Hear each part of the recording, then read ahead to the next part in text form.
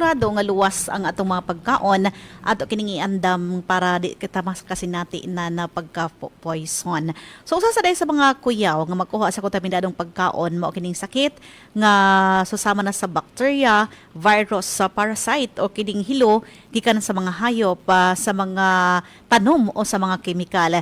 Pipila sa kasagarang rason sa pagkabaton og kontaminadong pagkaon mao kining tubig o gauban pa. So dili hinlo ang gigikanan sa tubig nga atong giinom, dili maayo ang paglabay sa mga basura, mga ginahimo nga pang-health so susama sa kaning pataka og pangluwa no or kaning nag-andam og pagkaon nga sa mga street food na wala naghugas ilang kamot ug uban pa nga ginagamit niini.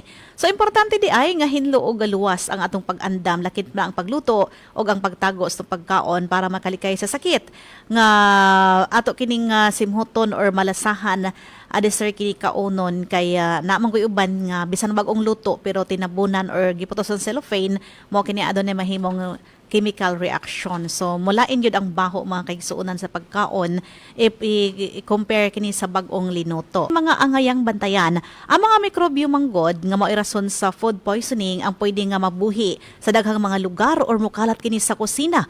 Maghugas kita og kamot nga dili mo ubos sa 20 seconds gamit ang sabon og tubig samtang mag-andam og pagkaon, human kaon or gikan sa CR. Hugasan usab og mainit nga tubig og sabon kini mga kagamitan sa kusina human sa pangandam o banwalan kini banlawan sa nag-agas na tubig labi na ni mga prutas o gulay. Ato usab i-separate kining mga bugnaw bitaw og mga init nga mga pagkaon lakip na ang hilaw na mga karne, manok, isda ug uban pa sa mga prutas o katong mga naluto ng mga pagkaon.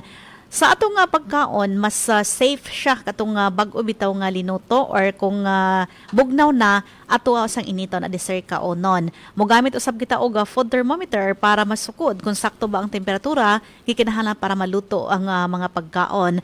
Kung init usab ang panahon, no mao ni ang bantayanan, gumikan kay dali mo mapanos sa katong mga pagkaon, labi na gyud kung giandam nga adunay mga sauce o klase-klase nga mga lamas kini ang hinungdan nga mas dali nga mapanos sa kini o makadaot kini sa atong tiyan.